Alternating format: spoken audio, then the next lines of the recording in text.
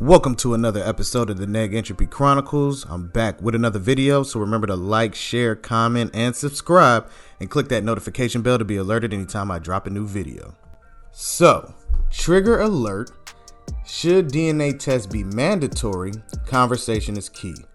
Now, the reason I'm even talking about this is because I was surveying the internet lands of YouTube and came across a video that was pretty interesting, and it caused quite a stir in the debate between 4 men and 4 women. And the conversation was a guy stating that one of his biggest fears is raising a child that he doesn't know if it's his. So that prompted the question of, should DNA tests be mandatory? All the men said yes, all the women said no. And it showed through the totality of the video, it was about 2 parts that I saw, and it was about 45 minutes total probably. And the conversation could have literally been 2 minutes or less. But the argument points made 0 sense because people were speaking from an emotional aspect and not from a logical one. They were taking it internally like, well, if my man asked me for a paternity test, I'm gonna be offended. And it's like, I can understand where the offense would come in, but how many men in society today raise children unknowingly thinking that they're theirs, but they're really not? It happens a lot. There's a lot of paternity frauds. And then finally they go either get a test done, via secrecy. They do it behind the woman's back, or they do it via the doctors because they go there and find out they're not compatible with the child because they're not actually the father, or whatever the case may be. Or they're paying child support for children that aren't theirs.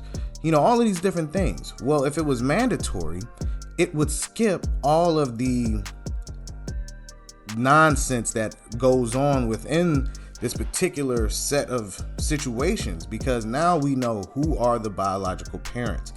Now we know who to properly charge for child support, or however the family courts want to deal with those type of situations. We are aware of what is actually happening. Instead of somebody building an attachment to a child, believing that they're theirs, and then they find out it's not, it's no telling what mental damage that does to somebody. I mean, I've seen stories where people find out children aren't theirs, and it goes really down the deep end and people get hurt, or whatever the case may be, because they were deceived for such a long time. And to watch these women argue the point a lot and not make valid arguments, trying to compare things that weren't comparable, it really caused a stir where people were like, how is this even making sense?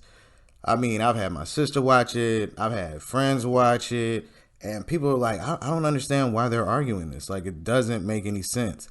And I think it's because there was too much emotion in it. That's why conversation is key, because the aspect of conversation is that we listen to understand, not put our emotions in it and be like, it's sensible, because there are people who are being defrauded, people who are spending thousands and hundreds of thousands of dollars over a lifespan to find out that this money wasn't rightfully given to the correct person, and it could have went to other things that could have bettered that person individually.